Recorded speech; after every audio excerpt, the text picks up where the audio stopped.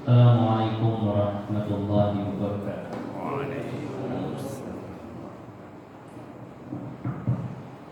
Tibtum wa taba manshakum wa tabawwa'tum minal jannati manzila. Subhanaka la ilma lana illa ma 'allamtana innaka antal alimul hakim.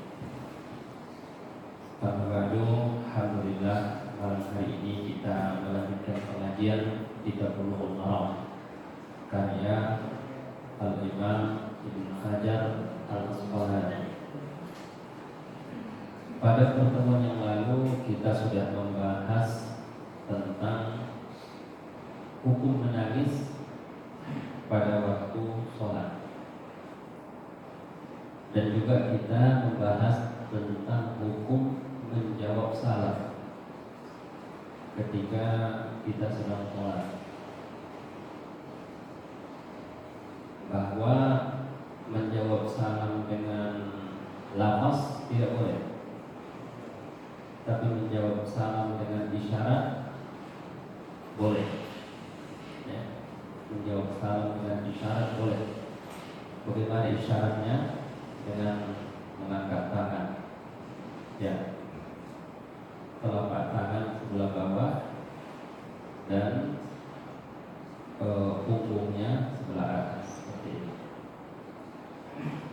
Menjawab salam itu dengan isyarat, kalau tidak dalam keadaan sholat tidak boleh, tapi kalau dalam sholat boleh. Semua itu adalah dikarenakan ketika sholat kita tidak boleh bicara.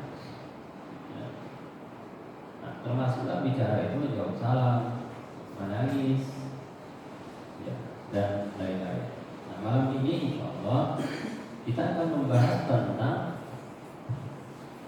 hal yang membatalkan sholat, yaitu bergerak, gerakan yang berulang-ulang. Ada gerakan yang berulang-ulang dilakukan oleh Nabi SAW,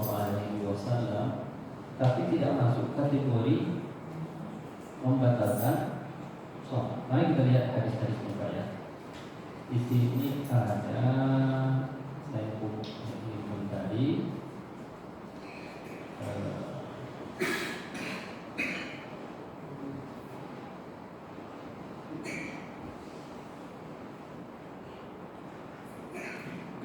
Gerakan di luar sholat yang dilakukan oleh Rasulullah banyak, ya.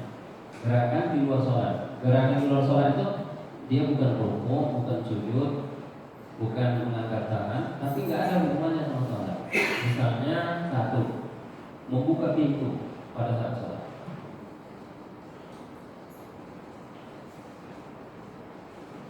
An Aisyah radhiyallahu anha qalat istaftahtul baba wa Rasulullah sallallahu alaihi wasallam yusalli tatawwu'an wal babu 'ala qiblah famasha an yaminihi aw an yasarihi fa fataha al-baba thumma raja'a ila musalla. Aku meminta dibukakan pintu sementara Rasulullah sedang melakukan salat sunnah dan pintu berada di arah kiblat. Kemudian dia berjalan ke kanan dan ke kirinya, lalu membukakan pintu dan kembali ke tempat salat. Banyak catatan di sini. Pertama, salatnya salat sunnah. Yang kedua, beliau berjalan ke kanan dan ke kiri. Maksudnya itu tidak mengalihkan kiblatnya. Itu satu, membuka pintu. Yang kedua, melepas sendalnya saat sedang sholat. Kan pada pertemuan yang dulu kita katakan as-sholatu bin-na'laini, sholat dengan memakai sendal. Shalla bina Rasulullah data. Suatu ketika Rasulullah sholat bersama kami.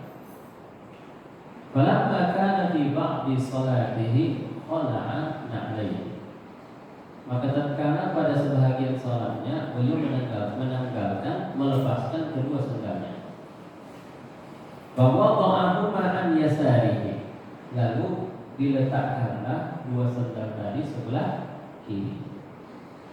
Falamma ra'an nasu dzalika khala'u ni'alahum. Tatkala orang-orang melihat hal itu dilakukan oleh Rasulullah, mereka pun menanggalkan sendalnya mereka. Jadi sholatnya pakai sendal. Falamma qada sholatahu, tatkala beliau selesai sholat, qala ma balukum alqaitum ni'alakum. Kata Nabi, kenapa kalian tatkala sudah selesai sholat, Nabi berkata, kenapa kalian melepaskan sendal kalian? Kok dilepaskan sendalnya? Qalu ra'aynaka alqaitana 'alaika fa alqaina ni'alana. Kami melihat engkau melepas sendal, kami juga ikut-ikutan melepas sendal. Faqala Rasulullah, inna Jibril atani fa akhbarani anna bihima qadran Abu Adam. Kalau saya, kata Rasulullah, melepaskan sandal karena Jibril datang kepadaku. Beliau mengabarkan bahwa pada kedua sandalku itu ada kotoran, kata najis. Fa'alqautuhuma, maka aku melepaskannya. Fa idza jaa ahadukum ilal masjid falyanzur fi na'lihi. Maka apabila kamu datang ke masjid, ya, sebelum masuk ke masjid, ya, kalau memang mau pakai sandal sholatnya, maka perhatikan dulu sandalnya. Fa in ra'a fiha qadaran, kalau padanya ada kotoran atau najis, falyamsahuma, maka hendaklah dia menggosokkannya ke tangan. Itu sudah bersih. Dulu ada kita sampaikan 3 cara kan membersihkan sandal yang kena najis. Wa yusalli bihima, hendaklah dia sholat pada kedua. Nah ini, itu kan melepaskan sandal perlu gerakan ya Pak? Ada gerakan-gerakan. Nah itu gerakannya. Kemudian hadis riwayat Ahmad, hadisnya riwayat. Ada lagi gerakan menggendong anak kecil, meletakkannya dan menggendongnya kembali.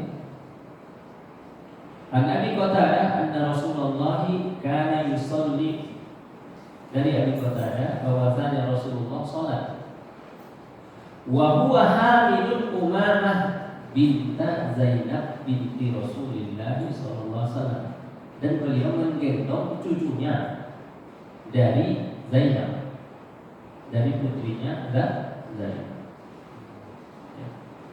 Fa'idha sajada, ya dari awal Allahu Akbar, dari awal itu digendong Allahu Akbar. Rukuk pun digendong. Fa'idha sajada, kalau sudah mau sujud, fawadha'aha, diletakkan. Wa idza qama, apabila beliau bangkit dari sujudnya, hamalah digendong lagi. Nah, itu kan ada gerakan-gerakan Pak, di luar gerakan. Hadis riwayat Bukhari. Sekarang hadisnya riwayat Bukhari. Ada lagi Pak gerakan lain, yaitu Rasulullah menyuruh membunuh ular dan kalajengking saat salat. An Abi Hurairah anna Nabiyya amara bi qatl aswadaini fi shalah, bahwa Nabi memerintahkan membunuh 2 yang berwarna hitam pada waktu salat. Al-aqrab wal hayyah. Kalajengking warnanya hitam. Wal hayyah dan ular. Nanti kita jelaskan ini. Apakah yang disuruh itu ular yang hitam aja? Kalau ularnya kuning gimana?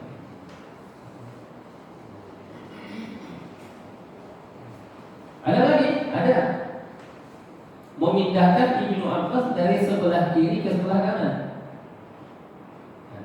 Beliau sholat begini, sholat. Mestinya kan kalau orang mau sholat sebelah mana? Kanan imam. Dan Ibnu Abbas sholatnya di sebelah kiri. Ani bin Abbas qala bittu inda khalati. Aku bermalam di rumah bibiku. Ya. Faqama an-nabiy sallallahu alaihi wasallam yusalli min al-lail. Maka Nabi bangkit untuk sholat malam. Nabi itu kalau malam sholat. Kita ngapain kalau malam? Nonton bola. Nabi sholat kalau malam. Faqumtu usolli ma'ahu. Aku pun ikut sholat. Faqumtu an yasari. Nampaknya Nabi nggak membangunkan Ibnu Abbas ya. Nabi sholat aja. Tapi Ibnu Abbas bangun sendiri.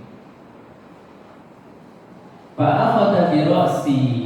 Lalu beliau memegang kepalaku. Fa'aqamani an yasarihi. Lalu beliau memberdirikan aku dari sebelah kanannya. An yaminihi.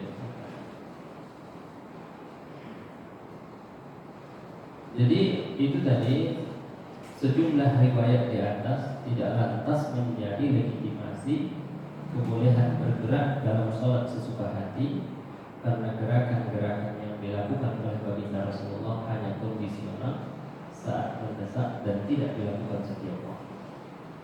Bukan berarti gerakan-gerakan itu ditolerir, ya. Kalau kita perhatikan bahwa Nabi itu melakukannya dalam keadaan darurat. Mari kita pelajari satu persatu, ya. Sekarang kita melihat dulu tentang menggendong bayi tadi, ya. Nah, ini hadisnya. Bolehkah sholat sambil menggendong anak? Paling tidak ada 2 atau 3 persyaratan, ya. Syarat yang pertama dikatakan di sini, syaratnya adalah selama anak yang digendong tidak dalam keadaan najis. Ya. Berarti dia pakai celana, udah habis pipis, ya, udah habis mandi anaknya, ya, pakai celana, pakai baju, digendong. Nah, kalau pakai popok gimana?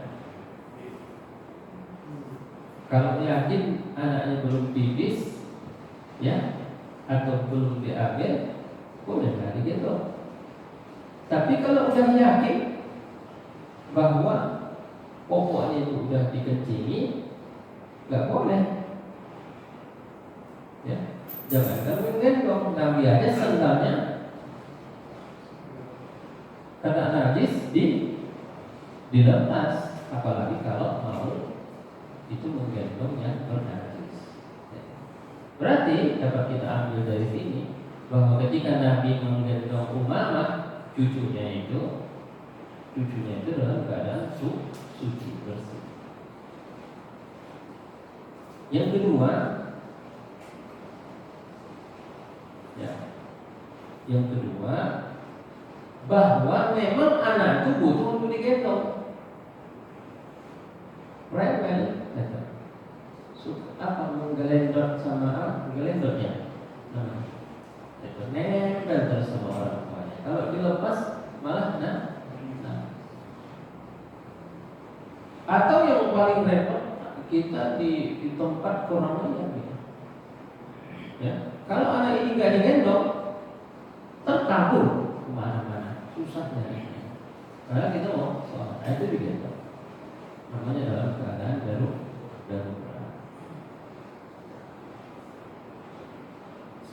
Kalau anak yang nangis terus-menerus itu bagaimana? Gimana? Kalau anak yang nangis terus-menerus, iya, supaya nggak nangis digendong. jadi nangis terus gitu. Nangis itu karena nggak digendong, Pak. Anak biasanya nangis. Kalau udah digendong, nggak nangis. Mungkin ada yang dirasakan badannya sakit, jadi dia. Gimana? Ada yang dirasakan badannya pernah sakit, jadi dia. Oh iya, itu. Tapi yang jelas tujuannya supaya anak ini nggak nangis. Satu, yang kedua, supaya anak ini tidak mengganggu orang, ya. Supaya tidak mengganggu orang yang sedang sholat. Ya. Kalau di tengah sholat anak yang nangis, Gimana? di tengah sholat pasti gendong anak yang nangis. Iya, diambil, digendong. Lagi sholat di gendong. Iya. Dia ada yang nangis, tapi di tengah sholat di rakaat kedua atau ketiga dia nangis, Iya. Kita gimana? Digendong. Bukan, sorry, kita gendong dia karena Iya. dia nangis. Iya. Tapi di pertengahan sholat kita di rakaat ketiga itu dia pas digendong kita sholat itu nangis. Ya, nangis minta dilepas. Nggak tahu juga kan kita itu. Iya. Artinya kan nggak nyaman kalau lagi digendong dilepas. Lepas aja kalau. Iya. Dua.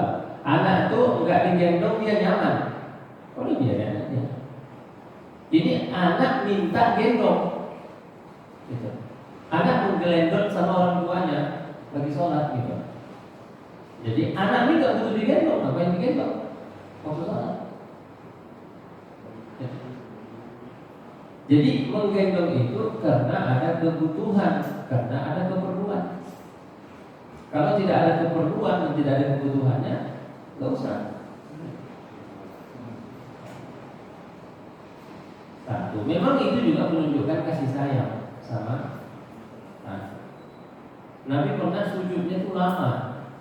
Ditanya oleh sahabat, kenapa sujudmu terlalu panjang ya Rasulullah? Ya. Tadi katanya Hasan atau Husain itu naik di kepalaku katanya. Main kuda-kudaan gitu. Ya. Kuda gitu. Nah, karena Nabi sayang sama cucunya, ya, biar cucunya itu mainnya puas, ya, maka dibiarin Nabi dulu sampai selesai.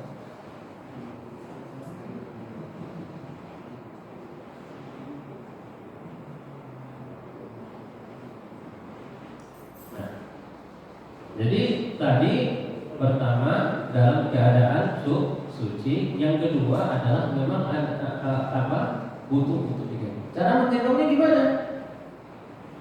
Nah, menggendong anak ini bisa dilakukan sebelum sholat. Dari awal udah digendong anak. Atau ketika sedang sholat. Dengan salah satu dua cara sesuai dengan hadis. Ada yang meletakkannya ketika rukuk, ada yang juga meletakkannya ketika sujud. Dua-dua ada riwayatnya. Riwayat yang pertama Nabi meletakkannya ketika beliau mau rukuk. Riwayat yang lain Nabi meletakkan cucunya ini ketika beliau sedang mau sujud. Ya. Ketika rukuk diletakkan, ketika bangkit dari rukuk diambil lagi. Atau ketika sujud diletakkan, ketika bangkit dari sujud diambil lagi. Seperti itu.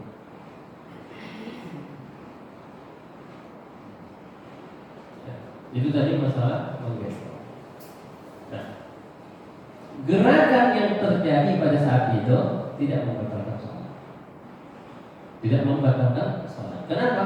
Karena darurat dan telah dicontohkan oleh Nabi Sallallahu Alaihi Wasallam. Tapi gerakan seperti itu karena tidak ada darurat membatalkan sholat. Ya. Sampai di sini tentang menggendong anak pada waktu sholat. Ada yang bertanya Pak sebelum kita pindah ke membunuh ular dan kalajengking pada waktu sholat. Ya. Anaknya kita gendong ke pewen ini, ya. Kita boleh pindah masuk. Boleh? Anaknya kita gendong Iya. ke pewen. Iya. Kita lepas ke pewen. Iya. Nah, maka kita boleh meninggalkan sholat untuk menenangkan anak kita ini. Atau bagaimana? Oh, membatalkan sholatnya. Yang salah itu suka pewen, bisik sekali, sampai nangis pewen. Nah itu saya kira apakah boleh ketika membatalkan sholat kita untuk anak sampai senang membatalkan sholat lagi atau gimana? Iya. Ini kalau sudah sampai membatalkan sholat itu perkara besar, perkara besar. Sholat itu kalau udah dimulai nggak boleh dibatalkan. Bahkan dalam kondisi perang sekali. Ya, bahkan dalam kondisi perang. Bahkan ada ular pun. Bahkan ada kalajengking pun. Ya, nggak boleh batal. Nggak boleh dibatalkan sholat. Kenapa? Karena sholat wajib itu bukan milik kita. Itu milik Allah. Sedangkan sholat sunnah itu milik kita. Kita boleh membatalkan dan boleh tidak membatalkan. Makanya ketika kita lagi sholat dipanggil orang tua kita, sholatnya sholat wajib. Gak wajib dijawab. Tapi kita sholat sunnah. Ya. Nah, sini dulu katanya. Ya. Misalnya namanya si Basit, sini dulu. Batalin sholatnya. Kenapa? Karena melaksanakan sholatnya itu hukumnya sunnah. Memenuhi panggilan orang tua hukumnya wajib. Nah, itulah dulu terjadi sama Juraid. Juraid itu seorang wali min awliyaillah, seorang ahli ibadah. Dia lagi sholat dipanggil sama orang tuanya. Dia bingung mau batalkan sholat atau melanjutkan sholat. Nah, akhirnya dia berijtihad. Lanjut aja sholatnya. Ibunya marah. Mudah-mudahan anakku, kau tidak akan mati kecuali dicoba Tuhan dengan pelacur. Namanya doa orang tua itu makbul. Nah, apa yang terjadi akhirnya Juraid ini dipitnah telah berbuat mesum dengan seorang wanita pelacur. Ya, tiba-tiba datang seorang wanita yang menggendong bayi. Dia mengatakan ini bayinya Juraid katanya. Orang-orang marah sama Juraid, memukuli Juraid, menghancurkan tempat ibadahnya. Dia dipitnah. Ya. Pada saat itu akhirnya Juraid bilang, anaknya mana? Ini. Kemudian ditekan sama Juraid perut anak itu dengan jarinya gini. Ya Allah, mana bu? Oh ya anak baik, siapa ayahmu? Ya, dijawab oleh itu. Ya. Ayahku adalah pengembala kambing. Pengembala. Ya, pengembala. Rupanya wanita ini sengaja berzina dengan pengembala kambing itu. Ya, dengan tujuan untuk memfitnah Juraid. Makanya salah satu bayi yang bisa bicara waktu kecil itu adalah bayinya Juraid. Kedua, bayinya Nabi Isa. Yang ketiga, bayinya Nabi Yusuf. Ya, Nabi Yusuf juga dituduh berbuat mesum sama permaisuri raja. Kemudian ada bayi di situ. Kata bayi, kalau bajunya sobek dari depan, maka Yusuf bohong. Kalau bajunya sobek dari belakang, maka permaisuri yang bohong. Kata bayi itu waktu kecil ya. Anak bayi itu belum bisa bicara. Akhirnya kelihatanlah baju Nabi Yusuf itu sobeknya dari belakang. Wa syahida syahidun min ahliha. Pak, Ya. sedikit Pak. Ya. Jadi kan ada batasan nggak Pak sampai di mana kita boleh membatalkan sholat? Kalau tadi kan kasusnya Pak, sebelum tanya kan, kalau memang kita lagi mungkin sholat berjamaah dengan jemaah lain, tapi kita mungkin bawa anak, tapi anaknya itu jadinya mengganggu jemaah yang lain Pak. Apakah kita boleh batalkan jadi kita membawa keluar? Yang ada hadisnya itu Nabi lagi sholat, kemudian mendengar bayi sedang menangis, ya, maka Nabi mempercepat sholatnya. Kalau lagi berjamaah bagaimana? Iya, itu sholat berjamaah. Tidak, maksud saya kita jamaah, bukan imam yang menggendong. Iya, makanya imam tahu diri. Bukan kita Bukan malah marah-marah. Bukan kita ngalah aja Pak. Bukan. Imamnya tahu diri. Makanya imam itu harus berilmu, ilmu sholat. Udah tahu ada anak menangis di belakang, tambah suratnya surah dulu. Udah selesai. Siapa tadi yang mau bayi? Siapa? Saya marah-marah. Atau boleh nggak Pak kita sebagai jemaah tahu diri aja, akhirnya kita tidak memilih ikut berjamaah karena lagi harus gendong anak. Ya, kalau muparokoh ya, muparokoh memisahkan diri dari jamaah, artinya menyegerakan sholatnya. Sendiri. ia sendiri. Tapi membatalkan sholat itu setahu saya tidak ada. Jadi sholat fardu itu kalau sudah dimulai tidak dibatalkan. Kalau ada yang Kecuali nyawa terancam ya. Oh. Iya, gimana Pak? Kebetulan bisa. Kalau misalnya yang digendong bayinya pakai pampers, Iya. nah di tengah sholat itu hangat, Iya. nah tapi tidak selalu bocor. Iya. Seperti apa? Dilepas. Pampersnya, Bayinya dilepas. Iya, sholatnya lanjut. Kita kiaskan dengan Nabi tadi yang dikasih tahu oleh Jibril bahwa sendalnya ada najis.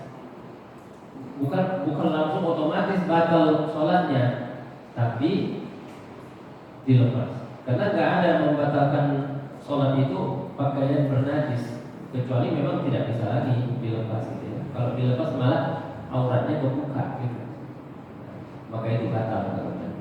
Boleh sedikit tadi Pak? Iya. Begini Pak, ini mungkin menjadi masalah juga di hampir setiap tempat gitu Pak ya. Jadi ada beberapa paham yang menyatakan kalau misalnya seseorang misalnya membawa anaknya itu masih umur yang suka lari-lari gitu Pak. Jadi ada beberapa ustadz yang mengatakan itu sebetulnya orang tuanya yang harus tahu diri gitu Pak, untuk ya kalau bisa lagi berjamaah supaya tidak mengganggu jemaah yang lain. Anak yang suka lari-lari itu jangan dibawa ke masjid. Tapi di satu sisi Nabi mencontohkan Nabi bermain-main dengan cucunya gitu Pak. Sementara ada lagi koridor di tengah, kita sholat harus khusyuk gitu. Jadi saya agak bentrok gitu Pak. Kemudian ada orang tua yang ditegur anak itu seringkali tidak terima gitu. Anaknya ditegur. Bagaimana Pak? Kalau kita katakan kita pengen sholat kita khusyuk, emang Nabi nggak sholatnya nggak khusyuk? Padahal ada bayi, ada anak kecil. Memang ada hadis yang mengatakan jannibu masajidakum, jauhkanlah masjid kamu dari anak-anak orang gila, ya. Makanya yang apa? Kita kalau bisa mengumpulkan dua hadis ini, di satu sisi membolehkan anak-anak ke masjid, tapi di sisi lain orang tua berusaha untuk mengkondisikan anak-anaknya. Tapi kalau udah dikondisikan, tapi tetap aja nggak bisa, mau gimana lagi? Karena ayahnya sholat juga gitu Pak. Iya, Anaknya iya. dilepas. Nah, jadi kita nggak bisa mengatakan ini mengganggu kekhusyukan gitu ya, mengganggu. Emang Nabi nggak itu? Saya sih nggak terganggu Pak, cuman saya pernah menegur. Jadi ada kejadian saya negur baik-baik, tapi orang tuanya tetap marah, saya Iya. disamperin gitu Pak. Iya. Jadi saya mau tahu apakah ini memang sebetulnya kenyataannya kita pasrah aja ketika ada seorang tua yang membawa anak. Ya misalnya kita lagi sholat, teman kita ada anak lari-lari. Iya pernah Pak. Iya, dia kan anak-anak. Jadi nggak apa-apa. Kalau udah dewasa dia nggak mungkin ya. Namanya juga anak. Kadang kita galak juga sama anak-anak ini. Enggak, saya nggak galak. Oh, enggak betul apa maksudnya? saya cuma anaknya itu Iya, iya.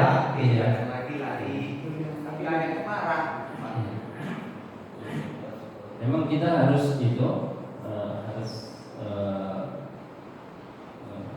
melihat kedua sisinya. Di satu sisi orang tua itu harus berusaha mengkondisikan anak-anaknya. Tapi kalau memang anaknya tidak bisa dikondisikan, lebih baik tidak usah dibawa. Tapi kalau anaknya memang biasanya dikondisikan, tapi karena ada temannya yang lain, itu mau gimana lagi? Namanya juga anak. Yakin kalau dia udah dewasa, gak mungkin lari-lari. Jadi jangan kita memahami anak kita, tapi kita memahami bahwa dia adalah anak-anak. Nabi, coba bayangkan, Nabi apa nggak terganggu kekhusyukannya? Nabi sholat duduk di kepalanya, cucunya. Maksudnya sholat nggak boleh. Enggak, Nabi malah memfasilitasi. Cuma kita bayangkan, malah Nabi memfasilitasi. Artinya dibiarkan Nabi anak cucunya itu main di kepalanya. Sampai sujudnya itu panjang gitu. Kita sama, kenapa Rasulullah sujud panjang? Kata Rasulullah, tadi cucu saya yang main kuda-kudaan gitu. Coba. Tapi kalau ada sedikit Pak ya, ada satu orang yang dia tahu anaknya setiap kali dibawa ke masjid suka lari-lari di sofa kalau tidur, tapi dibawa terus sama orang itu. Iya. Karena Biarin aja Pak ya. Karena orang yang membawa anaknya ke masjid itu, dia ada tujuannya, membiasakan. Saya termasuk yang membawa anak saya ke masjid mulai dari bayi. Kalau saya sholat, ya, anak saya belum bisa duduk, ya, saya taruh di samping. Alhamdulillah saya nggak pernah menyuruh anak saya sholat enggak.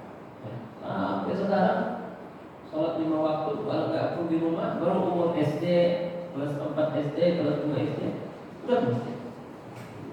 Jadi memang kalau dari bayi dibawa anak itu ke masjid, insya Allah dia akan ke masjid. Jadi kalau ada yang gangguan begitu kita pasang aja ya Pak ya, istilahnya ya. Jadi contohnya Nabi lah. Soalnya saya sih bukan mau menegur karena saya Memang khilafiyah di antara para ulama. Ada sih yang tak membolehkan seperti Imam Ahmad bin Hanbal gitu. Tapi ada yang membolehkan. Tapi kita buat begini, yassiru wa la tu'assiru. Mudahkanlah, jangan bersulit. Khusyuk itu bukan khusyuk pada waktu sholat. Khusyuk itu 24 jam Pak. Ada orang khusyuk gitu waktu sholat, tidak.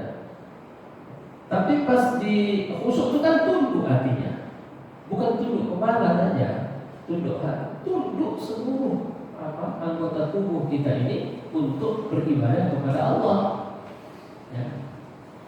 Wa innaha lakabiratun illa al-khusyu'. Salat itu berat kecuali sama orang-orang yang khusyuk. Khusyuk itu apa? Kadang kita anggap khusyuk itu khusyuk pada waktu salat. Enggak.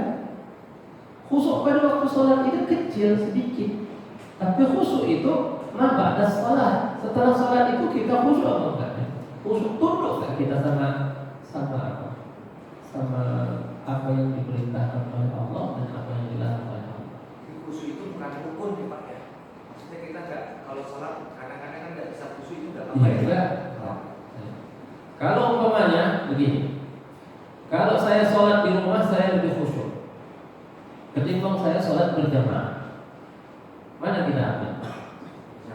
Berjamaah. Kenapa? Karena kita dapat syafaat. Makanya al-kadru ma'al jamaah khairun. Keruh bersama jamaah lebih baik daripada jernih tapi sendirian. Kita jernih tapi kita sendirian. Asy-syaitanu ma'al wahid. Syaitan itu bersama yang satu. Wa huwa ma'al isnaini aqad. Dan dia lebih jauh kalau kita berdua. Apalagi kalau kita bertiga dan berempat. Salah satu cara menghindarkan diri kita daripada fitnah dan godaan syaitan itu selalu berteman sama Allah. Ini sendirian pergi dia ke tempat-tempat maksiat. Ya udah. Tapi kalau ada temannya, ada istrinya, ada anaknya, ada temannya, kemana-mana ada terus temannya. Gak akan berbuat maksiat. Jadi itu tadi Pak ya? Ya, silakan. Untuk sholat fardu itu berarti tidak boleh sama sekali tidak boleh dibatalkan ya. Karena biasanya kalau kita masuk kita lupa niat, ulangi lagi kita berdoa. Bagaimana ceritanya orang lupa niat udah ke masjid? Usolin. Oh, lupa lafaznya kali ya? Iya. Kalau dalam buku fikih Syafi'i itu an-niyatu mahalluha al-qalbu. Niat itu tempatnya di hati. Ya. Yang wajib itu yang di dalam hati itu Pak. Melafazkan itu dalam bahasa Syafi'i hukumnya sunnah. Sunnah melafazkan usolli itu dalam bahasa Syafi'i itu hukumnya sunnah. Dalam mazhab lain ada yang mengatakan makruh, ada yang mengatakan tidak boleh. Kalau Imam Malik usolli itu katanya kalau dia orangnya tidak bisa was-was kecuali dengan mengucapkan, maka mengucapkan itu ya wajib bagi dia menurut Imam Malik. Tapi dalam Syafi'i sendiri mengucapkan usolli itu hukumnya sunnah. Tapi dalam mazhab lain Hambali mengatakan tidak ada melafazkan niat dalam sholat. Yang ada melafazkan niat itu dalam umrah katanya. Labbaik Allahumma umratan wa hajjah. Itu masalah usolli. Jika lupa lanjut aja. Gimana? Kalau lupa lanjut aja berarti ya. Kalau diulangi lagi kan. Saya nggak tergambar bagaimana orang lupa niat. Udah datang masjid. Dimaksud apa? Belum lapas gitu. Iya, lapas itu kan hukumnya dari sunnah. Ya kalau yang sunnah tinggal nggak membatalkan. Iya Pak. Kalau tadi ada hadis itu kan cucu Nabi apa bikin tiga Pak. Saya setahu saya selama ini saya tahu cucu Nabi itu Hasan Husain. Rupanya cucu Nabi yang lain itu ada. Iya, tapi nggak ada yang besar, nggak ada yang ini, nggak ada yang hidup kecuali Hasan dan Husain. Umpama ini meninggal Pak waktu kecilnya. Di suatu ketika Zainab berpesan kepada seseorang, anak saya lagi sakit, ya, tolong panggilkan Nabi untuk melihat cucunya. Kemudian orang ini pun menyampaikan kepada Nabi, kata Nabi suruh aja dia sabar, kata Nabi. Ya, balik lagi orang ini. Akhirnya kata Zainab ini, saya minta memohon supaya Nabi datang. Ya, akhirnya Nabi datang. Ya, pokoknya ketika datang Nabi itu datang, cucunya juga sedang sakaratul maut. Jadi ceritanya bayinya ini, cucunya ini masih bayi, jadi tidak sampai besar. Yang tempat besar itu Hasan dan Husain. Dari Hasan dan Husain inilah keturunan Nabi Sallallahu Alaihi Wasallam yang kita sebut namanya di kita ini dengan para habaib. Habaib itu jamak daripada habib. Jadi orang-orang ada sekitar 70 marga, ya, 70 marga, 70 marga yang merupakan keturunan Nabi Muhammad SAW. Termasuk diantaranya Alaidrus, macam-macam lah, ya, Syihab. Tapi tidak semua marga, tapi ada sekitar 70 marga, ya, yang merupakan keturunan Nabi Muhammad SAW. Ada lagi Pak? Ya. Misalnya kita lagi tahajud nih, Ya Pak. rakaat kedua kita lupa, jadi 3 ya. Begitu 3 kita udah 3 nih, terus kita niatin jadi witir boleh ya? Oh, itu namanya menambahi rukun. Artinya Kan kita maunya sholat 2, tapi akhirnya 3. Ya. Berarti yang satu lagi namanya tambah. Nah, Tambahan itu namanya tambah rukun. Menambahi rukun, mengurangi rukun, ya, itu di apa? Diganti dengan sujud sahwi. nggak bisa berubah niat jadi witir. Enggak. Kenapa? Niat itu tempatnya di awal ibadah. Tapi di belakang niat. Ketika tadi bilang Faisal bilang sunnah, makanya saya jadi kalau sunnah kan artinya niat itu sunnah. Iya. Nah, artinya kan Enggak. Kalau sholat sunnah niat itu wajib Pak. kalau sunnah malah wajib. Sah nggak sholat sunnah kalau nggak pakai niat? Enggak sah. Ya. Seperti sunnahnya itu ya. Iya. Oke. Iya, harus berniat. Semua sholat itu, sholat apa saja, sholat sunnah, sholat janazah, sholat fardu harus ada niatnya. Kalau nggak ada niatnya nggak sah sholat.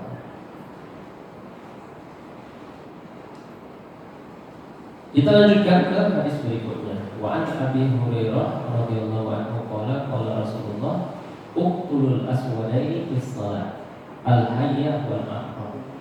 bunuhlah dua hewan yang nikmat saat sholat, yakni ular dan kalajengking. Tapi ada syaratnya. Kalau mengancam nyawa dan mengancam keselamatan kita. Ya, kalau kita lagi sholat dan ada 20 meter ada ular, masa kita kejar? Ya. Ini ularnya udah dekat, mengancam kita atau mengancam orang yang ada di sekitar kita. Karena Imam Ali pernah lagi sholat lihat kalajengking diinjak kalajengkingnya. Pak, kalau kalajengking mungkin kita berani Pak, tapi kalau ular biasanya kita jadi salah tingkah Pak, kita pasti lari.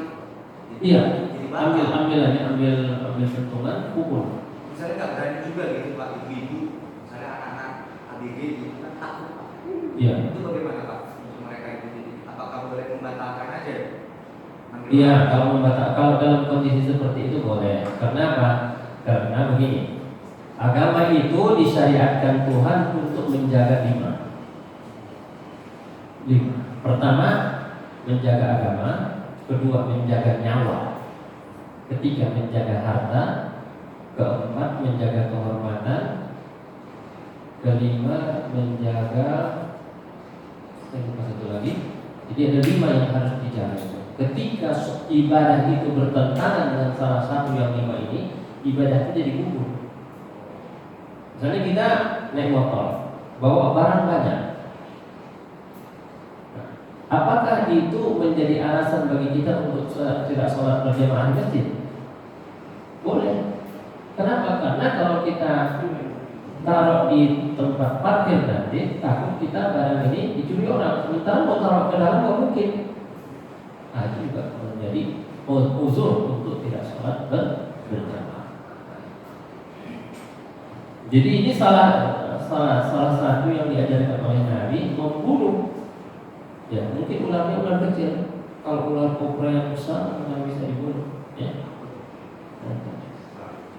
Ada ular mendekat saat sholat, apa yang harus kita lakukan? Ada pertanyaan. Ya. Dalam hadis tersebut, Rasul memberikan instruksi pada para sahabat agar membunuh dua hewan tersebut walaupun dalam posisi sholat. Tentunya jika ular dan kalajengking tersebut mengancam keselamatan, dalam artian keduanya mendekat pada kita yang sedang sholat dan terlihat mau mematok atau menyengat kita.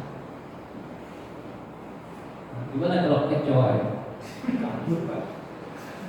Ada orang lebih takut sama kecoa daripada sama kalajengking ya? Hah? Oh, kejadian Pak ya?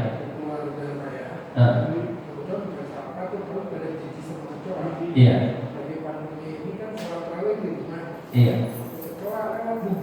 Bubar kan ya. Sebenarnya nggak perlu bubar, diinjak aja. Iya, refleks. Iya. Namanya juga sholat sunnah. Namanya juga sholat sunnah. Sholat sunnah boleh dibatalkan. Kalau terjadi pada sholat wajib nggak boleh dibatalkan.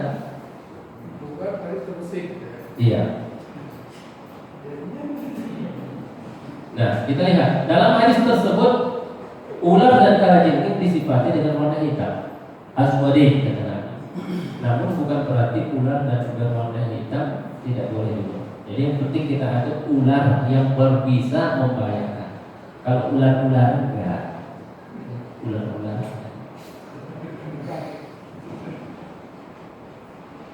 Itu yang ketiga. Tapi secara detailnya pertama, kita diminta untuk menolak kemudaratan. Jadi berlaku hadis Nabi itu ad-dararu yusab. Ini kaidah dalam beragama Islam ini, semua kemudaratan itu harus dihilangkan. Makanya kenapa kita kalau sholat itu berjarak? Ya, mestinya kan kita harus rapat Pak waktu sholat ini. Kita harus rapat. Ya, kata Nabi, sawu sufufakum la tad'u furujatin fima bainakum. Jangan biarkan ada celah. Ya. Tapi ada kaidah umum dalam agama ini, la darara wa la dirara. Tidak boleh memudaratkan dan tidak boleh dimudaratkan. Ya. Semua kemudaratan itu harus dihilangkan. walaupun menyebabkan tinggal yang sunnah. Bahkan kemarin-kemarin yang wajib pun sholat berjamaah kan sebagian ulama mengatakan wajib. Malah tidak ada sholat berjamaah. Jangankan di sini, di Masjidil Haram, di negara-negara Arab tidak ada sholat berjamaah. Ajannya begini, sallu fi rihalikum, sallu fi rihalikum, ganti hayal sholatnya. Nah, ya kan? Kalau ada kan, hayal asyhadu anna Muhammadar Rasulullah, hayya 'alas shalah, bisa gitu. Waktu lockdown itu ajannya mana? Sallu fi rihalikum, sallu fi rihalikum, salatlah di rumah kalian. Itu kaidah apa? Jadi kaidah yang umum dalam agama ini, kemudaratan itu harus dihindarkan. Jadi pilihan membunuh ular itu kalau memungkinkan. Kalau sudah tidak memungkinkan, terpaksa harus matang, ya batal. Itu kan pernah ada di media sosial itu orang lagi sholat gempa, malah dipertahankan sholatnya, nggak benar tuh. Ya, nggak benar. Kalau udah gempa lari aja, keluar dari masjid. Mau mati. Agama ini apa ya? Agama itu nggak bertentangan dengan akal, gitu. Ya. Walaupun agama itu bukan akal, tapi tidak bertentangan dengan akal sehat. Gitu. Masa udah gempa begitu, udah goyang masjidnya masih aja sholat? Nah, kadang dipuji orang, disanjung orang, tapi nggak sesuai dengan fikih, nggak sesuai dengan tuntunan ilmu gitu ya. Beribadahnya kita harus berilmu. Yang kedua, dengan perintah membunuh ular dalam hadis tersebut berarti dapat disimpulkan bahwa pekerjaan yang berulang-ulang dan banyak ketika dalam kondisi darurat tidak membatalkan sholat. Aja yang kita ambil.